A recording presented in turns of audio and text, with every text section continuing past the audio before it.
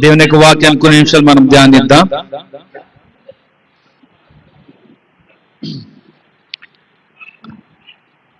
అందరికీ కూడా తెలిసిన విషయమే, ఈ దినము ఫాదర్స్ డే కదండి. ఏంటండి ఫాదర్స్ డే కదా. ఈ యొక్క ఫాదర్స్ డే గురించి వాక్యం ద్వారా మనం కొన్ని విషయాలు తెలుసుకుందాం, నేర్చుకుందాం, ధ్యానిద్దాం. ఈ దినమును ప్రార్థించుకుందాం. పరిశుద్ధుడా, మహాగణుడా, స్తోత్రహరుడా, మీకే వందనాలు చెల్లించుకుంటున్నా ప్రభువా. ఈ వాక్యం వెళ్తున్నాం ప్రభువా, మీరే నీ వాక్కుతో మాతో అందరితో మాట్లాడమని, వినగల చెవులు గ్రహించే మనస్సు ప్రత్యేక బిడ్డకు అనుగ్రహించమని దయచేయమని, మీరే మహిమ పొందుకొనమని ఏ సింహంలో ప్రార్థించి పెట్టుకుంటున్నాం ప్రభువా. ఆమేన్. చూసినట్లయితే గనక ఈ యొక్క ఫాదర్స్ డేని ఏ విధంగా అసలు వచ్చినది, ఎలాగన వచ్చినది అని చూసినట్లయితే 1910వ సంవత్సరం జూన్ 3వ ఆదివారమున, ఆ యొక్క సంవత్సరములో ఆ యొక్క తేదీ 19వ తేదీ, అది ఆదివారం, అది 3వ ఆదివారం. ఆ యొక్క దినమున చూసినట్లయితే గనక సోనారా స్మార్ట్ అనేటువంటి ఒక యువతి ఈ యొక్క 3వ ఆదివారమున, ఆయన నెలలో ఉన్నటువంటి 3వ ఆదివారమున ఫాదర్స్ డేగా చేసి ఉన్నది. హల్లెలూయా, హల్లెలూయా. ఇంక నువ్వు చూసినట్లయితే గనక ఆమె తండ్రి పేరు వచ్చేటప్పటికి విలియం స్మార్ట్. ఆయన తండ్రి అనగా ఆ యువతి యొక్క తండ్రి పేరు విలియం స్మార్ట్, అమెరికా యొక్క సైనికుడు. ఆయన అమెరికా దేశానికి నోటి సైనికుడు అన్నమాట. హల్లెలూయా, హల్లెలూయా. చూసినట్లయితే గనక తన యొక్క భార్య ఇంచుమించు ఒక 6వ కాన్పు సమయంలో ఆ యొక్క తండ్రి, యువతి యొక్క తండ్రి ఏం చేస్తాడంటే అక్కడ వెళ్ళిపోయి ఉన్నాడు. 6వ కాన్పు పుట్టిన నొప్పులతో బాధపడుతున్న యొక్క తన భార్యను అలాగన విడిచి ఆ యొక్క యుద్ధమునకు ఆ పోరాటమునకు వెళ్ళిపోయి ఉన్నాడు. హల్లెలూయా. అయితే ఏం జరిగిందంటే గనక పుట్టిన నొప్పులతో తన యొక్క భార్య చనిపోయి మరణించినది. ఈ విషయమును తనకు తెలుసుకున్న తర్వాత వెంటనే మరలా తిరిగి వచ్చాడు తన భార్య వద్దకు, తన బిడ్డలు ఉన్నారు కాబట్టి అని.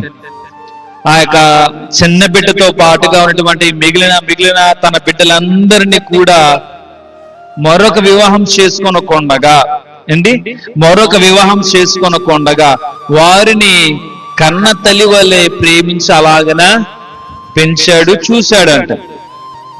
ఆ యొక్క యువతి సోనారా స్మార్ట్ అనే యువతి తనకి 16వ ఏట వచ్చేటువంటి సమయానికి, వచ్చేటువంటి వేళలో తాను గ్రహించగలిగి ఉన్నది. ఆ టైం అప్పటి వరకు సరిగ్గా గమనించలేదు, తెలియలేకుండా ఉంటది అనుకోవచ్చు.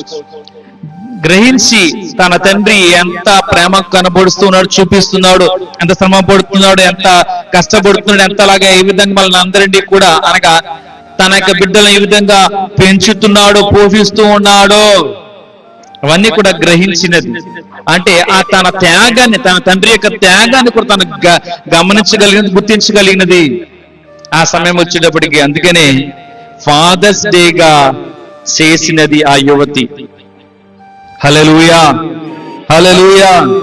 అయితే 1966వ సంవత్సరంలో అమెరికా యొక్క అధ్యక్షుడు చూసినట్లయితే కనుక లిండన్ జాన్సన్, ఆయన ఏం చేశాడంటే కనుక ఇది ప్రపంచం అంతటా కూడా ఈ యొక్క జూన్ నెలలో 3వ ఆదివారమున ఫాదర్స్ డేగా మీరు చేయాలి అని ఒక దినం ప్రకటించేశారు. ఇంకా ప్రకటించేసరికి అందరూ కూడా లోక ప్రజలందరూ కూడా ఈ దినమున ఫాదర్స్ డేగా జరుపుకుంటూ చేసుకుంటూ ఉన్నారు. హల్లెలూయా, హల్లెలూయా. అదే స్నేహితులను లేదంటే భార్యలను మనమైతే కనుక చూస్ చేసుకోవడానికి అవకాశం ఉంటది, కానీ అంతేనంటారా? స్నేహితులను లేదంటే భార్యలను లేదంటే కావాలంటే కనుక మనం మంచిగా ఓకే ఇది మంచి కుటుంబంలో మంచిగా చదువుకున్నది ఆత్మీయంగా ఉన్నదనో అలా చూసుకోవడం, దాన్ని బట్టి మ్యారేజ్ చేసుకోవడం జరుగుతూ ఉంటది. అలాగని చూసినట్లయితే స్నేహితులుగా చూసినట్లయితే కనుక ఒక మంచి క్యారెక్టర్ ఉంది, మంచి యాటిట్యూడ్ ఉంది, మంచి బిహేవియర్ ఉంది అని ఇలాగ మనం చూసి దాన్ని బట్టి వారిని మన స్నేహితులుగా వాళ్ళని యాక్సెప్ట్ చేస్తూ ఉంటాం, వారితో మనం స్నేహము చేయగలుగుతూ చేస్తూనే ఉంటూ ఉంటాం.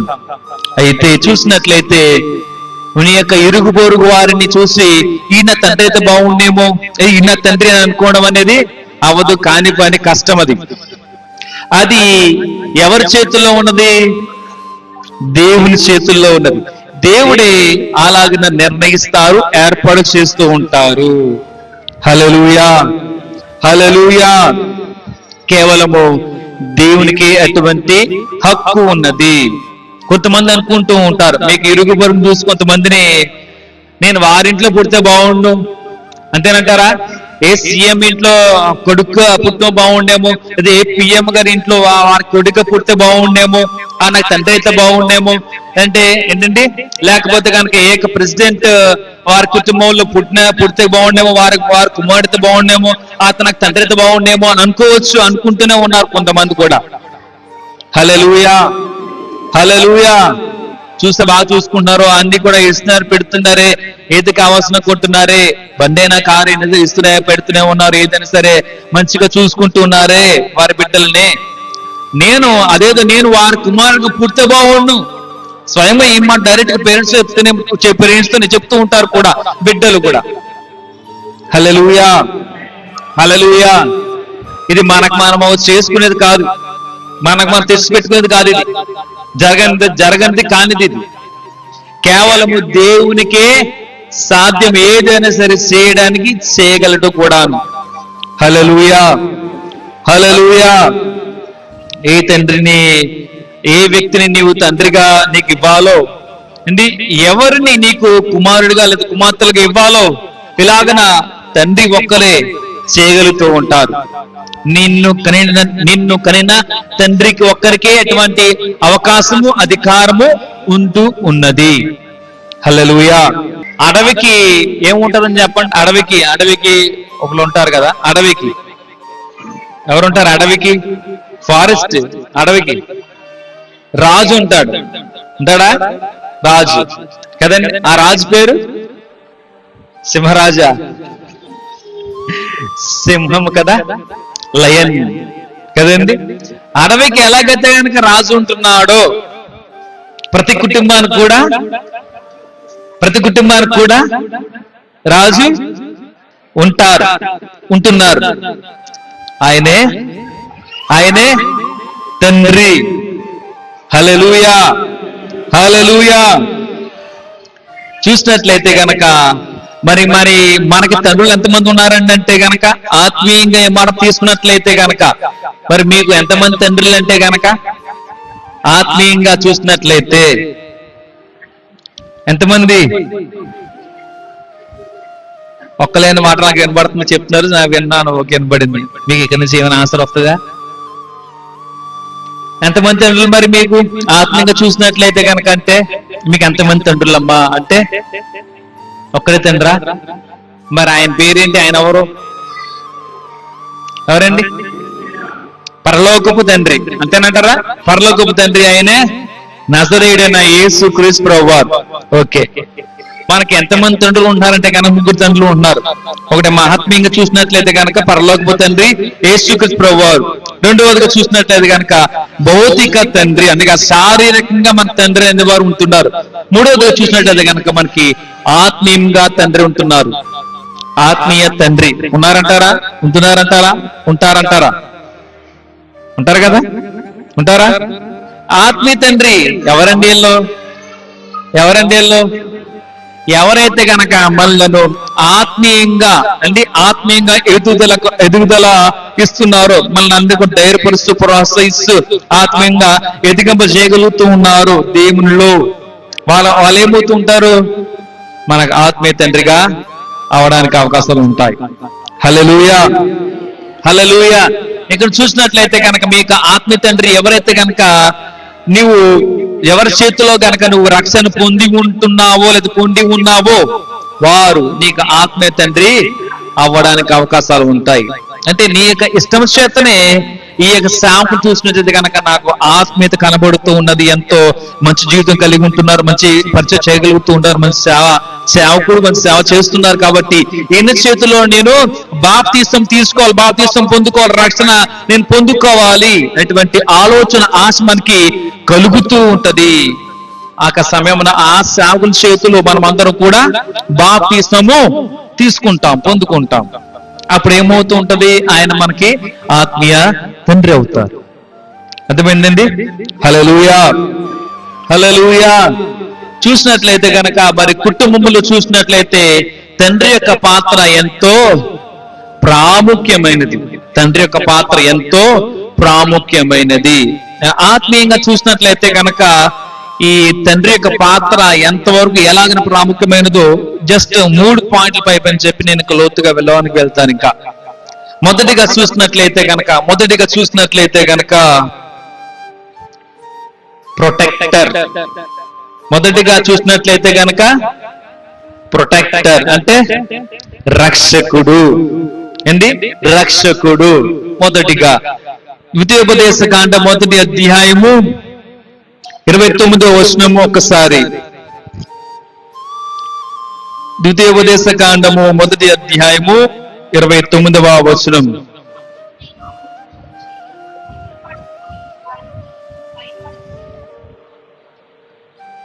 హల్లెలూయా, హల్లెలూయా. అప్పుడు నేను మిమ్మల్ని చూసి దిగులు పడకుడి, వారికి భయపడకుడి.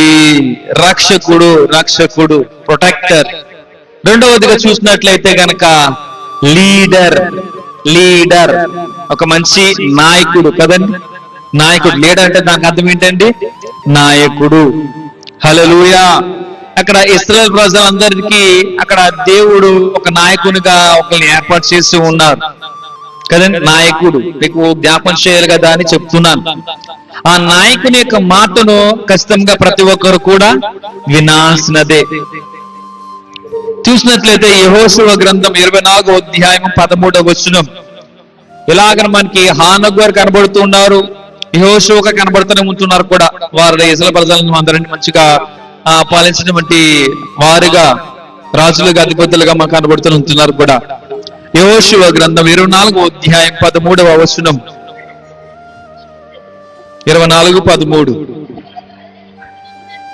మీరు కట్టని పట్టణములను మీకు ఇచ్చి ఉన్నాను, మీరు వాటిలో నివసించి ఉన్నారు.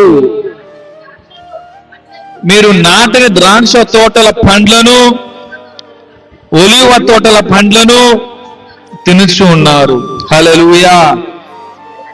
మొదటిగా చూసినట్టయితే గనక తండ్రి యొక్క పాత్ర కుటుంబంలో ఎంతో ప్రాముఖ్యమైనదిగా కనబడుతూ ఉంటున్నది.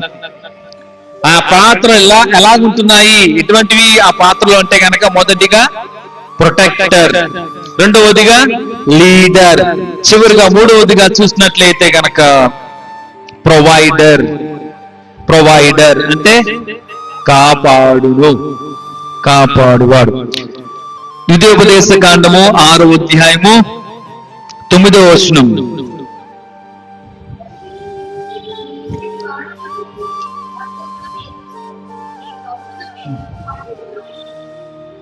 హల్లెలూయా. చూసారు అక్కడ తెగులు రాబోతున్నటువంటి సమయములో ఆ గుమ్మాలకు అక్కడ రక్తమును ఎర్రని రక్తమును ఆ గుమ్మాలకు రాసుకొనగా వారందరూ కూడా కాపాడబడి ఉన్నారు, రక్షించబడి ఉన్నారు కదండి. హల్లెలూయా. అయితే ఈ యొక్క దినమున మనము బైబిల్ ప్రకారంగా చూసినట్లయితే గనక దైవభక్తి కలిగినటువంటి తండ్రి జీవితం నుండి సంఘమునకు, సంఘ బిడ్డలకు తెలియాల్సినటువంటి విషయములను ఇది మనము తెలుసుకుందాం. కొన్నింటిని మనము యెహోషువ గ్రంథము 24వ అధ్యాయము 15వ వచనం. యెహోషువ గ్రంథం 24వ అధ్యాయము 15వ వచనం. నేనును నా ఇంటి వారమును మేము యెహోవాను సేవించెదము. హల్లెలూయా, హల్లెలూయా. యెహోషువ తన కుటుంబం పట్ల ఈ విధంగా పలుకుతున్నటువంటి మాటగా మనకు కనబడుతూ ఉన్నది. నేనును నా ఇంటి వారందరమును కూడా యెహోవాను సేవిస్తాము అని. ప్రస్తుత కాలంలో చూసినట్లయితే గనక ఒక గృహములో, ఒక కుటుంబములో ఒకరు దేవుణ్ణి పూజిస్తున్నారు, లేదా దేవుణ్ణి వెంబడిస్తున్నారు, అనుసరిస్తున్నారు, ఆరాధిస్తున్నారు అని అంటే గనక మిగిలిన వారు ఒక ఇద్దరున్నా లేదా ముగ్గురున్నా పోనీ ఐదుగురే మొత్తానికి ఉన్నారు అనుకోవచ్చు. ఏమవుతుంది? ఒకరు నమ్ముకుంటున్నారు లేదా ఒకరిని దేవుణ్ణి ఆరాధిస్తున్నారంటే మిగిలిన వారు ఆరాధించలేకపోతున్నారు, దేవుణ్ణి నమ్ముకోలేకపోతూ ఉన్నారు. అంటే దేవుని వద్దకు వారు రాలేకపోతున్నారు కూడా. హల్లెలూయా, హల్లెలూయా.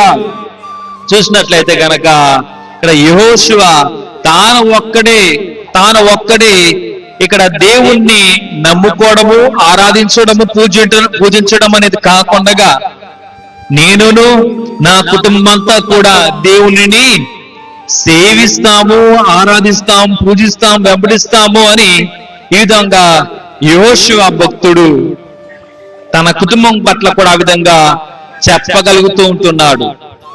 హల్లెలూయా, హల్లెలూయా. అంటే ఆ దేవుని గురించి తాను తెలుసుకొని ఉన్నాడు కాబట్టి, దేవుని గురించి ఆ యెహోషువ భక్తుడు తెలుసుకొని ఉన్నాడు కాబట్టి, నేను ఒక్కడిని రక్షించబడ్డామని కాదు, నా కుటుంబం అంతా కూడా రక్షించబడాలి. నేనొక్కడిని దేవుణ్ణి పూజించడం కాదు గాని, నేనొక్కడిని దేవుణ్ణి సేవించడం కాదు గాని, నేనొక్కడిని దేవుణ్ణి వెంబడించడం కాదు గాని, నేనొక్కడిని దేవుణ్ణి ఆరాధించడం కాదు గాని, నేను నా కుటుంబమంతా కూడా దేవుణ్ణి ఆరాధిస్తాము, పూజిస్తాము, వెంబడిస్తాము, సేవిస్తాము, సన్నుతిస్తాము అని ఈ విధంగా గొప్ప సాక్ష్యము ఇక్కడ ఇచ్చినట్టుగా మనకు అక్కడ అలాగ మనకి ఉంటూ ఉన్నది. హల్లెలూయా, హల్లెలూయా. అయితే చూసినట్లయితే గనక తండ్రి గురించి, అనగా మనకి ఫాదర్స్ డే కాబట్టి ఈ దినమున తండ్రి గురించి కొన్ని విషయాలు బైబిల్ ప్రకారంగా తీసుకొని చూసి ధ్యానించి తెలుసుకుందాం, నేర్చుకుందాం. మొదటిగా చూసినట్లయితే గనక ఎఫెసీయులకు రాసినటువంటి పత్రిక 6వ అధ్యాయం 4వ వచనం. ఎఫెసీయులకు రాసినటువంటి పత్రిక 6వ అధ్యాయం 4వ వచనం.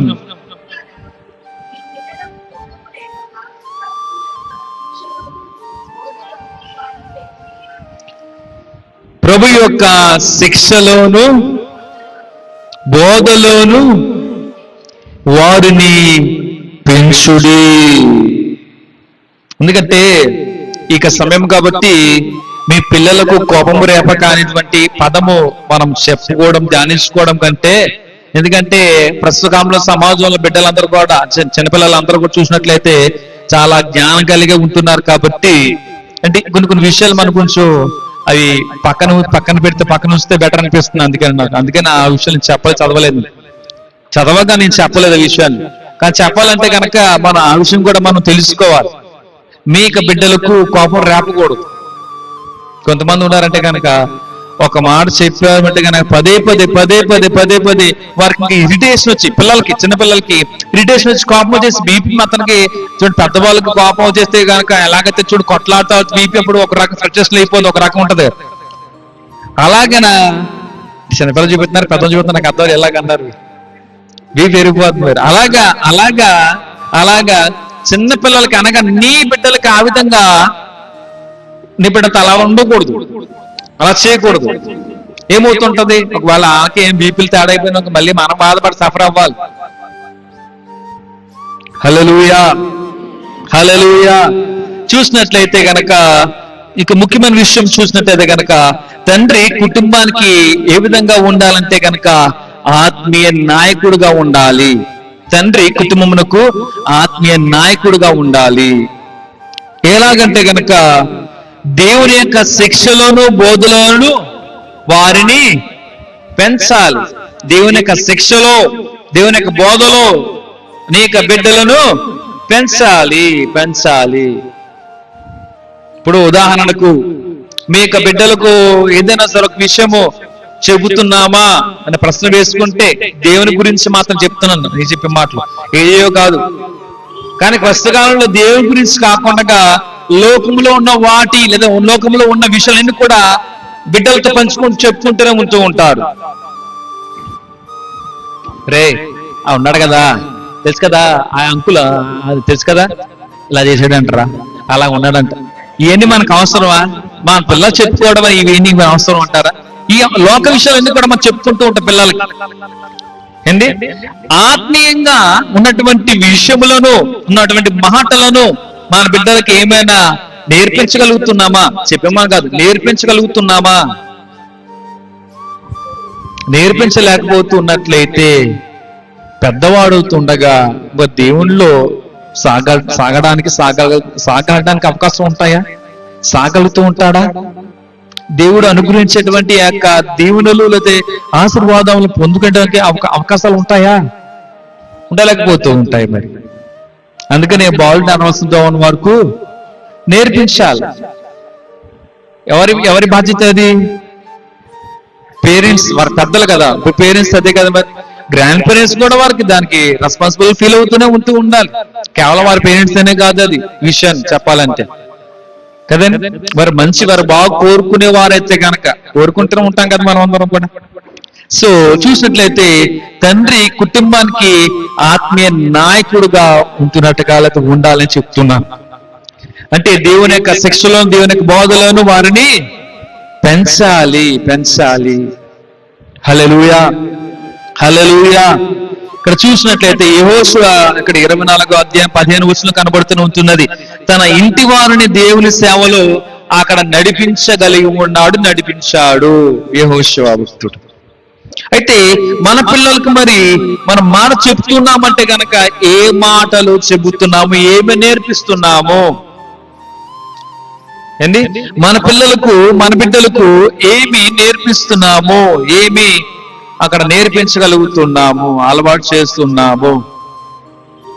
వారి జీవితం పట్ల ఏమైనా ఆలోచన ఆత్మీయంగా చెప్పి మాటలను కూడా తీసుకోవాల్సిందిగా ఆత్మీయంగా తీసుకోవాల్సింది చెప్తున్నాను. నీ యొక్క ఆత్మీయ జీవితం అంటే మంచిగా బాగా ఉండాలి, అటువంటి ఆ విధంగా ఆ మాటలు చెప్పగలుగుతున్నావా? చాలా జాగ్రత్తగా లోకంలో జీవించాలరా అని ఈ విధంగా నీ బిడ్డలకు నువ్వు చెప్పేవారుగా ఉంటున్నావా? హల్లెలూయా, హల్లెలూయా. మనమందరం కూడా దేవుని చిత్తములో అందరూ కూడా ముందుకు సాగాలి, ఎలాగ దేవుల్లోనే అలాగే ఎదగాలి, నడవాలి, బ్రతకాలి అని మనమందరం కూడా మన బిడ్డలకు తెలియచేయాలి, నేర్పించాలి, చెప్పాలి. రెండవదిగా చూద్దాం. రెండవదిగా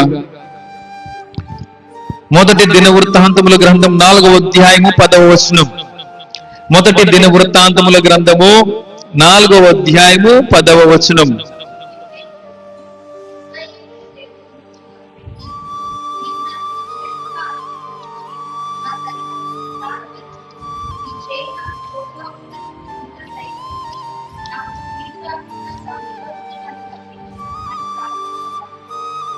చాలమ్మా, హల్లెలూయా. ఇక్కడ చూసినట్లయితే రెండవదిగా చూసినట్లయితే గనక తండ్రి ఏ విధంగా ఉండాలంటే గనక ప్రార్థనా యోధుడై ఉండాలి. ఏమవ్వాలంటే ఎలా ఉండాలంటే అండి, ప్రార్థనా యోధుడై ఉండాలి. రెండవదిగా చూసినట్లయితే కనుక అయితే ఇక్కడ ఎవరు కనబడుతున్నారంటే గనక ఎవరున్నారండి ఇక్కడ? యెబ్బేజు ఇశ్రాయేలీయుల దేవుని గూర్చి మొర్రపెట్టి, నీవు నన్ను నిశ్చయముగా ఆశీర్వదించి నా సరిహద్దును విశాలపరచి నీ చెయ్యి నాకు తోడుగా దయచేసి నాకు కీడు రాకుండా దానిలో నుండి నన్ను తప్పించుము అని ప్రార్థింపగా మరి దేవుడు తన ప్రార్థన ఆలకించున్నాడు లేదా అనేటువంటి దానికి సమాధానమే అక్కడ దేవుడు అతడు మనవి చేసిన దానిని అతనికి దయచేసెను. హల్లెలూయా. అంటే ఇక సమయంలో చూసినట్లయితే ఇక్కడ యెబ్బేజు దేవునికి ఇక్కడ ప్రార్థన చేసి ప్రార్థించి ఆశీర్వాదము పొంది ఉన్నాడు. అంతే కదండి, ఆశీర్వాదము పొంది ఉన్నాడు అనగా నీ యొక్క పిల్లల భవిష్యత్తు కొరకి నువ్వేం చేయాలంటే అండి, ప్రార్థన చెయ్యాలి. నీ జీవితంలో ప్రస్తుత కాలంలో చూసినట్లయితే బాగా ఎలా ఉందంటే కంపారిజన్ పెరిగిపోతూ ఉన్నది. ఎప్పుడు కూడా మన పిల్లలను మనం ఇతర పిల్లలతో ఇతర వారి యొక్క పిల్లలతో ఎప్పుడు కూడా పోల్చకూడదు. కంపారిజన్ అనేది ఉండకూడదు, కంపేర్ చేయకూడదు. రా చూసావా, ఆడు ఎలా జరుగుతున్నాడు, గోల్డ్ మెడల్ లేదా మెరిట్ లిస్ట్ లో ఏలో ఉన్నాడు, A+లో ఉన్నాడు. అక్కడ నువ్వు ఉన్నావు, ఎందుకురా ఎదగడలా తయారవుతున్నావు, నువ్వు వేస్ట్ ఎందుకు పనికిరావు. ఈ రకంగా ఈ విధంగా ఈ తీరు ఈ ప్రవక్తన కలిగి పెద్దవారు ఉంటున్నారు, తల్లిదండ్రులు ఉంటున్నారు. ఒకరితో కంపారిజన్ చేసి చూసి నువ్వు నీ లైఫ్ ఇంతేరా, నువ్వు ఎందుకు పనికిరావు, నీకు ఎందుకు ఏం చేయలేకపోతున్నావు, చదవలేకపోతున్నావు, అంతే ఇంకా నువ్వు ఎందుకు ఇంకా నాశనం, ఎందుకు రా పనికిరావు, కాదు ఎదగలే, నువ్వు ఎన్ని సెటిల్ అవ్వలేవు, ఇలాగ ఉంటూ ఉంటారు సమాజంలో కదండి. అసలు ఎప్పుడు కూడా ఎన్నడూ కూడా ఆ యొక్క బిడ్డలను ఆ విధంగా కంపేర్ చేసి ఉండకూడదు, కంపారిజన్ చేసి ఆ విధంగా వారితో మాట్లాడకూడదు, ఆ విధంగా చెప్పకూడదు. నువ్వు వేస్ట్ వర్స్ట్, నీ లైఫ్ అంతే, నీకు ఎందుకు లేదు, ఇంక లేదు ఏముంది, ఇలాగా పిల్లలతో అలాగ అనకూడదు కూడా. ఎప్పుడు కూడా మన నోట నుంచి ఏ విధంగా రావాలి మాటలంటే శుభవచనములే, మంచి మాటలే, మంచి పలుకులే మన నోట నుండి రావాలి. అంటే దీవించేటువంటి విధముగా మాటలు, ఆశీర్వదించేటువంటి విధముగా మన నోటి నుండి ఆ పలుకులు ఆ మాటలు రావాలి. ఇక్కడ ఏ విధంగా ఉంటున్నదో ఆ విధంగానే మనకి వస్తూ ఉంటాయి కదండి. మరి హల్లెలూయా, హల్లెలూయా. పిల్లల భవిష్యత్తు కోసం ప్రతిరోజు ప్రార్థించేటువంటి తండ్రిగా దేవుని కృపను అక్కడ అనుభవించే వారిగా పొందుకునే వారిగా ఉంటూ ఉంటారు. ఎబ్బేజు చూసినట్లయితే గనక ఎబ్బేజు ఏం చేస్తున్నాడంటే అక్కడ ప్రార్థన చేయగా తాను ఆశీర్వాదమును పొందుకొని ఉన్నాడు. మూడవదిగా చూసినట్లయితే మొదటి కొరింథీయుల రాసిన పత్రిక 11వ అధ్యాయము 1వ వచనం.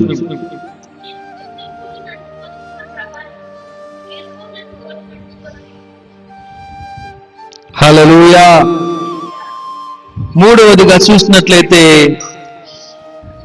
నేను క్రీస్తును పోలి నడుచుకొనుచున్న ప్రకారము మీరు నన్ను పోలి నడుచుకొనుడి. అంటే ఒకరిని పోలి మనం నడుచుకోవాలి అనే పద కనబడుతూ ఉన్నాయి. అనగా మూడవదిగా తండ్రి ఎలాగుండాలి కుటుంబంకి చూసినట్లయితే గనక మంచి మాదిరిగా ఉండాలి, మంచి మాదిరిగా ఉండాలి. మాదిరి అనగానే మనకి ఇంగ్లీష్ లో ఏ విధంగా చెప్పగలుగుతూ ఉంటామండి, రోల్ మోడలా, అంతేనంటారా? హల్లెలూయా, హల్లెలూయా. ప్రస్తుత కాలంలో చూసినట్లయితే మాదిరి లేదా రోల్ మోడల్ అంటే గనక సెలబ్రిటీని చేసుకుంటున్నారు, వారి కాస్ట్యూమ్స్ బట్టి, లేదంటే వారి ఫిజిక్స్ బట్టి, వారి మాట తీరుని బట్టి, వారి స్టైల్ బట్టి, గెస్టర్ బట్టి వారు ఆ విధంగా చేస్తూ ఉన్నారు. మరి తల్లిదండ్రులు ఏమవుతున్నారండి అంటే వారు చెప్పలేకపోతున్నారు, చెప్పట్లేదండి.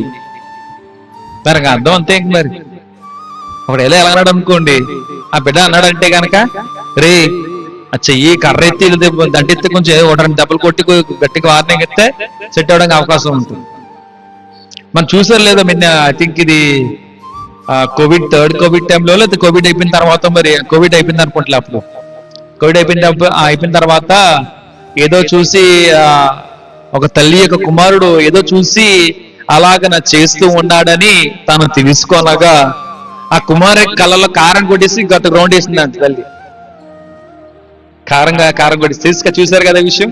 అంటే కరెక్ట్గా నాకు అది ఆ మ్యాటర్ సబ్జెక్ట్ ఏంటంటే కరెక్ట్గా అదే ఐడియా రావడం గుర్తునట్లేదు, కానీ దెబ్బకి ఐ థింక్ సో మత్తు పదార్థాలకు బానిస అవుతున్నాడు. ఇది విషయం మత్తు పదార్థాలకి బానిస అయిపోతున్నాడు, తాగుతున్నాడు, తాగాడని తన తల్లికి తెలియక డ్రగ్స్ అనమాట తెలియక అప్పుడు ఏం చేసిందంట తన తల్లి అంటండి, కారం కొట్టేసిందంట. కారం కొట్టేసి గట్టిగా ఇచ్చిందంట. సెట్ అయిపోతారు కదా. అంటే అలాగని చేసేని చెప్పట్లేదు, ఇప్పుడు మిమ్మల్ని చేసేనమ్మా అని చెప్పలేదు. అమ్మా అర్థమైందా? హల్లెలూయా. అసలే బీపీ వచ్చేస్తుంది అంటున్నారు కదా, ఆ తల్లిలో ఒకవేళ కారం కూడా ఎత్తారేమో నాకు అది భయం మళ్ళీ. హల్లెలూయా. చూసినట్లయితే గనక మాదిరి కావాలి, మాదిరి కావాలి, మాదిరి. ఇక్కడ చెబుతున్న మాట ఏంటంటే గనక, నేను క్రీస్తును పోలి నడుచుకొనుచున్న ప్రకారము మీరు నన్ను పోలి నడుచుకోనండి. అదేదో ఆయన క్రీస్తుని పోలి నడుచుకుంటున్నారని చెప్తున్నారు, అదే మీరు కూడా నేను ఏ విధంగా ఎవరిని పోలి నడుచుకుంటున్నారు, మీరు కూడా నా వల్ల ఆయనను పోలి నడుచుకుంటారు అని చెప్పట్లేదు ఏంటండి అని అనుకోవచ్చు, సందేహం రావచ్చు కదండి. మీరు నన్ను పోలి నడుచుకొని చెప్తున్నారు ఏంటి మరి? మీరును నేను ఏమైనా కానీ పోలి నడుచుకుంటున్నారా? ఆయన వల్ల మీరును ఆయన పోలి నడుచుకోవడం చెప్పట్లేదు ఏంటండి.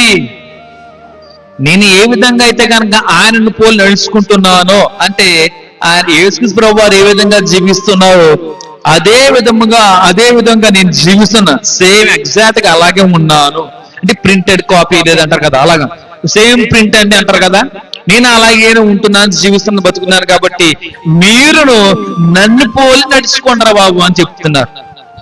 అంటే మీరు నన్ను రోల్ మోడల్ చేసుకోండి. నేను ఆయన చేసుకున్నాను, సో మీరు నన్ను చేసుకోండి అని. హల్లెలూయా.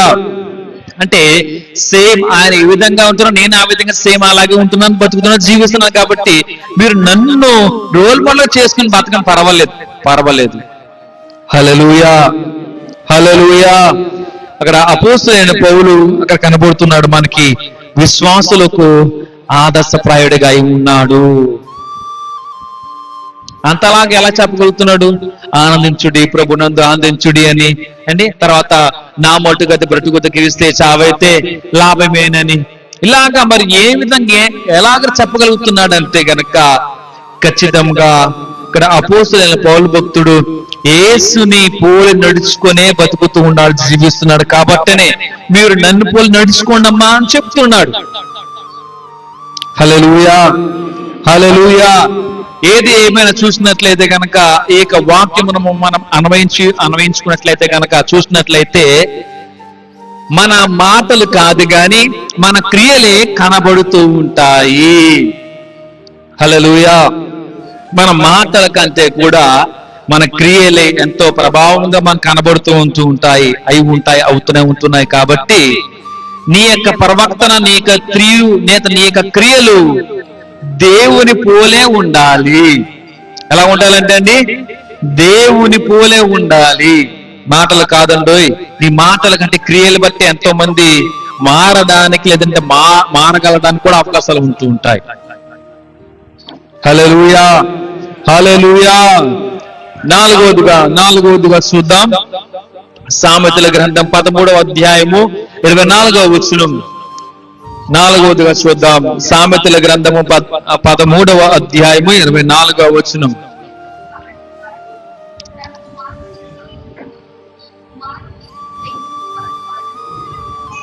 హల్లెలూయా. ఇక్కడ చూసినట్లయితే నాలుగో విషయం చూసినట్లయితే గనక, బెత్తము వాడని వాడు తన కుమారునికి విరోధి, కుమారుని ప్రేమించువాడు వానిని శిక్షించును. నీ యొక్క బిడ్డలను నేను ప్రేమించకండి అని చెప్పడం లేదు, ప్రేమించు, మంచిదే, ఉండాల్సింది, చేయాల్సింది, ప్రేమించాల్సిందే.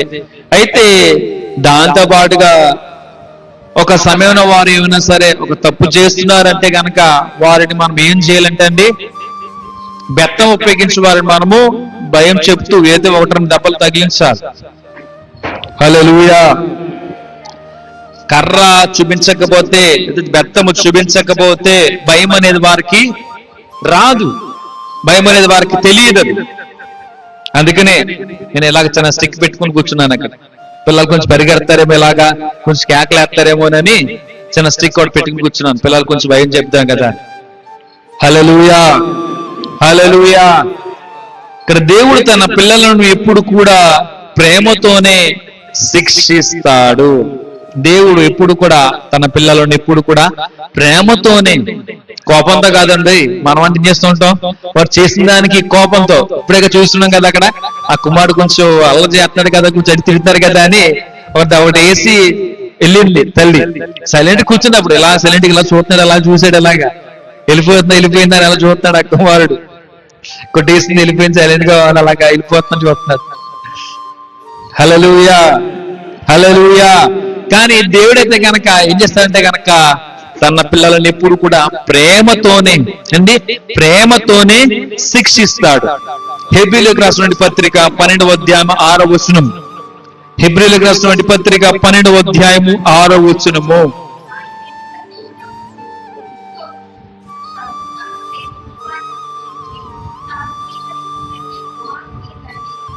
హల్లెలూయా, హల్లెలూయా. చూసి ఉన్నాం కదండి అక్కడ,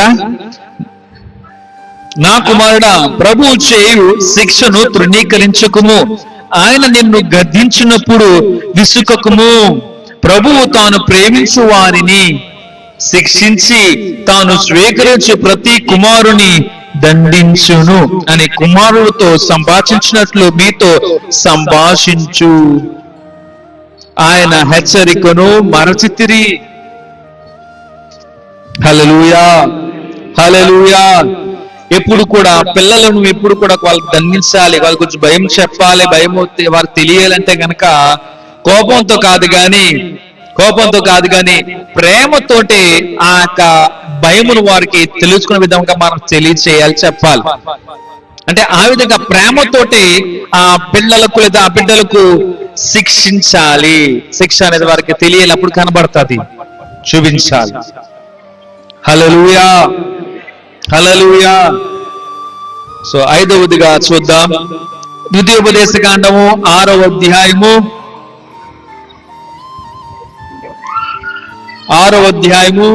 6-7 వచనములు.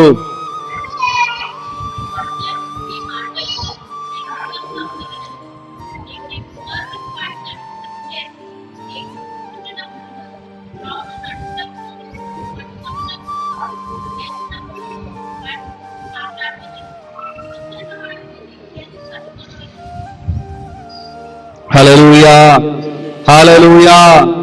ఇక్కడ 5వదిగా విషయం చూస్తున్నట్లయితే గనక తండ్రి విశ్వాసాన్ని వారసత్వంగా మనకి ఇవ్వాలి.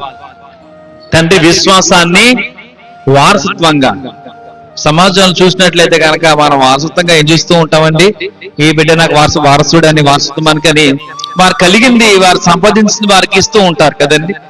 అలాగిన నీ యొక్క తండ్రి ఆయన దేవుడి మీద కలిగినటువంటి విశ్వాసాన్ని వారసత్వముగా మనకి ఇవ్వాలి. అటువంటి విధముగా నీ యొక్క తండ్రి తన వారసత్వం విశ్వాసాన్ని నీకు ఇచ్చే విధముగా ఉంటూ ఉండాలి. హల్లెలూయా, హల్లెలూయా. చూసినట్లయితే గనక ఇక వాక్య భాగం చూసినట్లయితే గనక నేను నీకు ఆజ్ఞాపించు ఈ మాటలు నీ హృదయములో ఉండవలెను. నీవు నీ కుమారులకు వాటిని అభ్యసింపచేసి నీ ఇంట కూర్చుంటున్నప్పుడును, త్రోవను నడుచున్నప్పుడును, పండుకున్నప్పుడును, లేచున్నప్పుడును వాటిని గూర్చి మాటలాడవలెను. సూచనగా వాటిని నీ చేతికి కట్టుకొనవలెను. హల్లెలూయా, హల్లెలూయా. చెబుతూనే వారికి తెలియజేస్తూనే ఉంటూ ఉండాలి, దేవుని పట్ల మనం ఎంతగానో విశ్వాసం కలిగే ఉండాలి అని. నీకు తండ్రి దేవుని పట్ల కలిగిన విశ్వాసాన్ని అది నువ్వు వారసత్వంగా నువ్వు పొందుకునే విధంగా నువ్వు ఉండాలి. హల్లెలూయా, హల్లెలూయా. దీనికి ఉదాహరణగా చూసినట్లయితే కనుక తిమోతి తన తల్లి అయినటువంటి యూనికే తన అమ్మమైనటువంటి లోయి ద్వారా అక్కడ విశ్వాసాన్ని అక్కడ నేర్చుకున్నట్టుగా మనకు కనబడుతూ ఉంటున్నది. 2వ తిమోతి రాసినటువంటి పత్రిక 1వ అధ్యాయం 5వ వచనంలో మనకు కనబడుతూనే ఉంటున్నది. 2వ తిమోతి రాసినటువంటి పత్రిక 1వ అధ్యాయం 5వ వచనంలో మనకి ఈ విషయం కనబడుతూనే ఉంటూ ఉన్నది.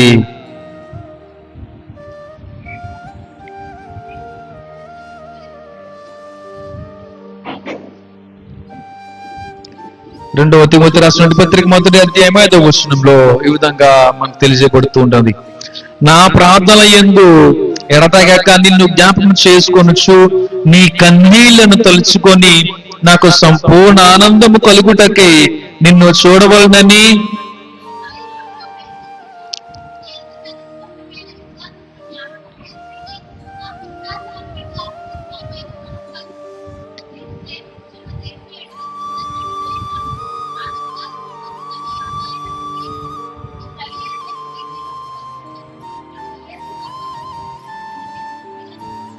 హల్లెలూయా హల్లెలూయా.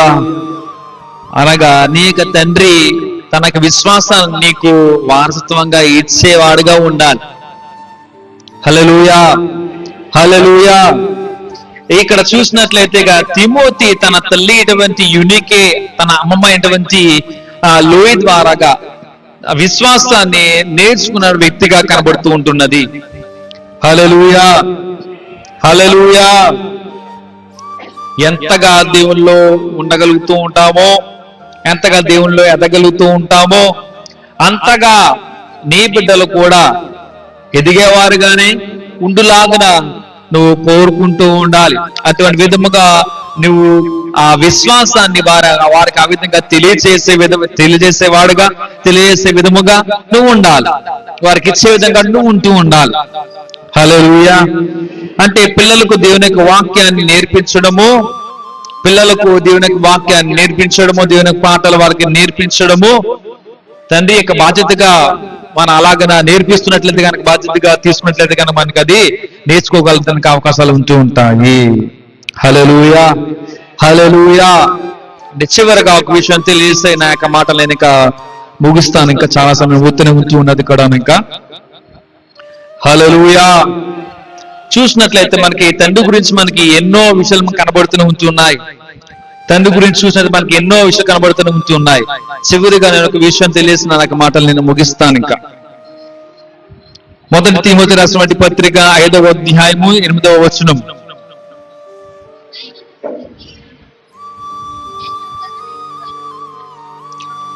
ఎవడైనను స్వకీయులను విశేషముగా తన ఇంటి వారిని సంరక్షింపకపోయిన ఎడల వాడు విశ్వాస త్యాగము చేసిన వాడై అవిశ్వాసి కన్నా చెడ్డవాడై ఉండును.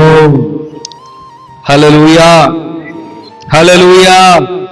ఎవడైనను స్వకీయులను విశేషముగా తన ఇంటి వారిని సంరక్షింపకపోయిన ఎడల, అంటే ఏం చేయాలంటే దేవుడి యొక్క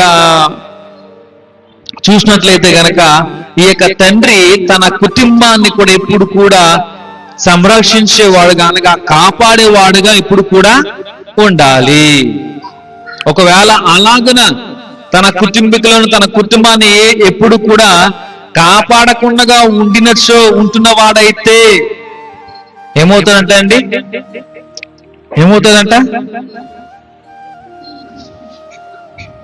అవిశ్వాసి కన్నా చెడ్డవాడై ఉండును. అవిశ్వాసి కన్నా కూడా చెడ్డవాడైపోతాడు. ఎవరండి? తండ్రి.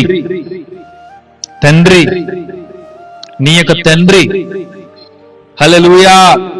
అంటే తన కుటుంబం పట్ల ఎంతకన్నా సరే సంరక్షించేవాడుగా కాపాడేవాడుగా ఎప్పుడు కూడా ఉంటూ ఉండాలి. ఎప్పుడు కూడా తన కుటుంబం పట్ల ఆలోచన కలిగి ఎటువంటి శ్రమలు, ఎటువంటి శోధనలు రాకుండా, అంటే ఎటువంటి అపాయం కూడా రాకుండా కాపాడుకుంటూనే ఉంటూ ఉండాలి. అలాగ తన కుటుంబాన్ని, తనకి బిడ్డలను అలాగన రక్షించుకుంటూ కాపాడుకుంటూనే ఉంటూ ఉండాలి. హల్లెలూయా హల్లెలూయా. ఇక్కడ చూసినట్లయితే, దీనికి ఉదాహరణగా చూసినట్లయితే కనుక మనకి ఆది కాండములో నోహు భక్తుడు కనబడుతూనే ఉన్నాడు. 6వ అధ్యాయము 22వ వచనంలో చూసినట్లయితే గనక నోహు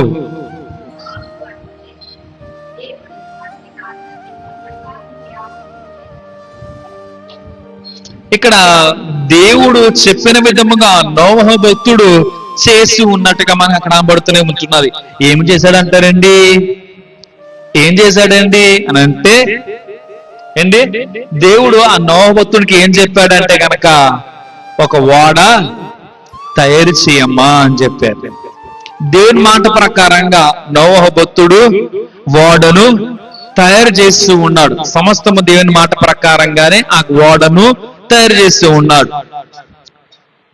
దేని కొరకే ఓడను తయారు చేసి ఉన్నాడు అంటే నోవహు కుటుంబం కొరకు, అనగా తన కుటుంబంతో కూడా రక్షించబడాలనేటువంటి ఆలోచన చేత ఆ విధంగా ఓడను తయారు చేసి ఉన్నట్టుగా మనకు కనబడుతూ ఉంటున్నది. అంతే కదండి. ఆ కుటుంబంలో ఎంతమంది ఉన్నారో చెప్పండి. ఎవరెవరు ఉన్నారు? పోనీ ఎవరెవరు ఎక్కారు? పోని మనుషులైన వారు. నోవహు కుటుంబం కాకుండా, తన కుటుంబీకులు, తన బిడ్డలు కాకుండా ఎవరైనాను కుటుంబంలో ఎవరైనా సరే ఆ ఓడలోనికి వచ్చి ఉన్నారా, ఎక్కి ఉన్నారా అంటే కదండి. నోవహు తన కుటుంబం పట్ల ఎంతగానో సరే ఆలోచన కలిగి ఆ విధంగా దేవుని మాట ఆలకించి చేసి ఉన్నాడు. అంటే తన కుటుంబాన్ని ఎంతగానో సరే అనుకోవచ్చు సంరక్షించుకోనగలిగి ఉన్నాడు, కాపాడగలిగి ఉన్నాడు. అంతేనంటారండి. నోవహు గనక ఆ దేవుని మాట వినకుండగా, మనం వినకుండా ఉంటున్నాం కదండి, అలా అనుకుంటే కనుక దేవుని మాట వినకుండగా ఆ యొక్క సమయమున ఓడను తయారు చేయకుండా ఉండినచ్చు. మరి మనం ఏముందు ఉంటారు? మనం ఉందువా? మనం కూడా లేకపోతే అనుకోవాలి కదా. అంతేనంటారా? హల్లెలూయా. తన కుటుంబం అంతా కూడా ఆ విధంగా ఓడలోనికి ఎక్కినది లేదంటే కనుక ఉన్నది కాబట్టే మనుషులు, మానవులైన వారు అందరు కూడా అలాగన వచ్చి ఉన్నారు. హల్లెలూయా, హల్లెలూయా. శారీరకంగా మాత్రమే కాదు కానీ ఆత్మీయంగా కూడా తన కుటుంబాన్ని ఎప్పుడు కూడా కాపాడుకుంటూనే ఉంటూ ఉండాలి. అది తండ్రి యొక్క బాధ్యత.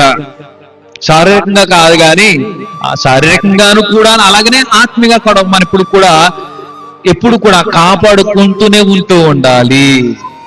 తండ్రి యొక్క బాధ్యత అది. హల్లెలూయా, హల్లెలూయా.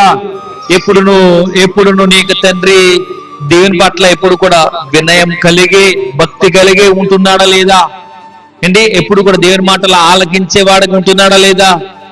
ఎప్పుడు కూడా దేవుని యొక్క చిత్తం ఏదైతే ఉందో దానిని తెలుసుకునే దానిని ఎప్పుడు కూడా నెరవేర్చేవాడుగా ఉంటున్నాడా లేదా అని ఇలాగన ప్రతి ఒక్కటిని కూడా చాలా జాగ్రత్తగా మనం చూసుకుంటూ, నీ తండ్రి ఆ విధంగా జీవిస్తున్నాడు లేదా అని తెలుసుకుంటూ అలాగన నీ యొక్క తండ్రిని ఒక రోల్ మోడల్ గా చేసుకోవాలి. హల్లెలూయా, హల్లెలూయా, హల్లెలూయా. చూసినట్లయితే చాలా విషయాలు మనకి ఉంచున్నాయి, కనబడుతూ ఉన్నాయి. కాబట్టి నీ యొక్క తండ్రి ఏంటంటే ఆత్మీయంగా నీకు తండ్రి ఒకరు ఉన్నారు.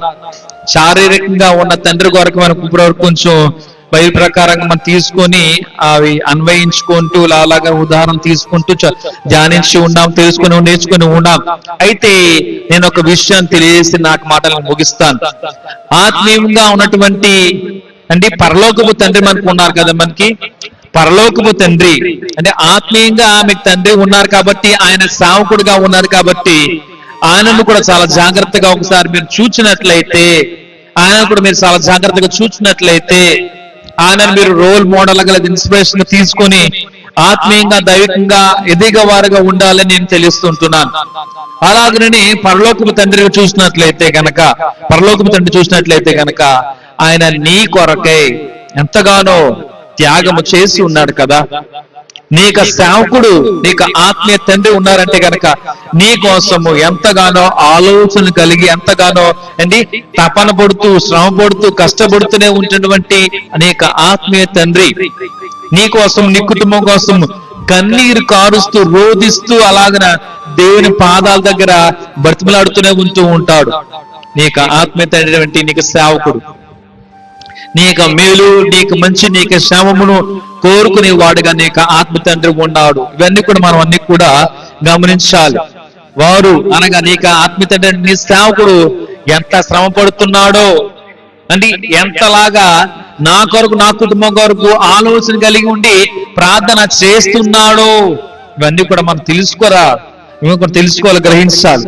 అలాగనే చూసినట్లయితే నీ యొక్క పరలోకపు తండ్రి అయినటువంటి యేసుక్రీస్తు ప్రభువారు కూడా ఎంతగానో నీ పట్ల ఆలోచన కలిగి పెట్టుకొని నా బిడ్డలు రక్షించబడాలి అని, నా బిడ్డలు కాపాడబడాలి, నశించిపోకూడదు, ఇంకను అగాధంలోనికి వెళ్ళిపోకూడదు, అగాధంలోని నివసించకూడదు, జీవించకూడదు, వారి జీవితాల అందరి జీవితాలు కూడా వెలుగు తినిపడాలి, వెలుగుమయంగా అవ్వాలి అనేటువంటి దృక్పథంతో దేవుడు లోకానికి వచ్చి నిన్ను నన్ను అందరిని మనందరిని కూడా ఆయన రక్షించి ఉన్నాడు.